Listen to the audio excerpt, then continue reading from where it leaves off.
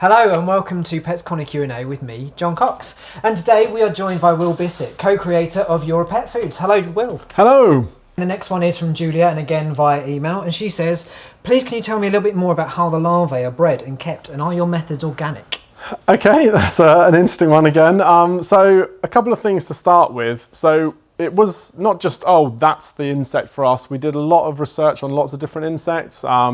We looked at the standard that also make people sort of crawl. I was going to ask actually, what made you settle? Yeah, sure. So we looked at cockroaches. We looked at mealworms, moor worms. We looked at, in fact, we even looked at the little red worms that you use in fishing as well. But we found that all of them had something wrong. Either they weren't scalable enough, they weren't environmentally friendly enough, or another big thing which we were very concerned about was, do they still feel pain? Is there any chance these animals feel pain? And there are studies that show that cockroaches do.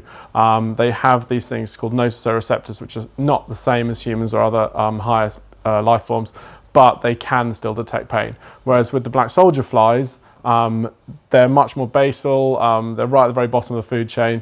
They don't have as many nociceptors, they don't feel pain like we do. And to make sure, we thought, okay, well, we're not insects, quite clearly. How do we make sure that we know that they don't? So we went back to the facility and we asked them, can you make sure that there's no animal cruelty or any animal problems happening? And said, absolutely. If you chill them down to 15 degrees, they go into a hibernative state, which means that they're totally out cold anyway. So there's absolutely no chance of any distress or any problems happening with them, which was a big reason why we chose them. The other reason why we chose them, why we used the facility's in Holland.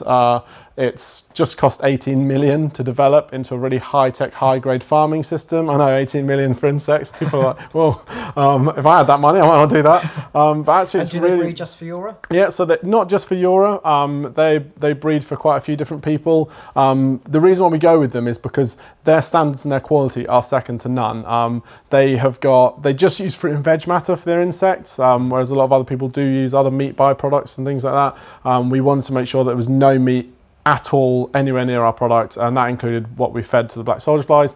So they're just fed on vegetable and fruit waste that's just from a human byproduct, so really high grade, really high quality still. They aren't farmed with any antibiotics or growth hormones, which is another massive thing in the media at the moment about antibiotic resistance and multi-resistant bacteria, which are affecting animals as well as humans. So we wanted to make sure that we weren't impacting the planet in that way. It isn't at the moment certified organic, but that's because you have to have a certain amount of years of doing it, and they just haven't done that yet. So we're hoping, fingers crossed, that we can find some form of organic labelling to put on it. So although it's not organic at the moment, hopefully the insects themselves might be in the future. Ladies and gentlemen, thank you very much. Thank you for watching, and tune in next time.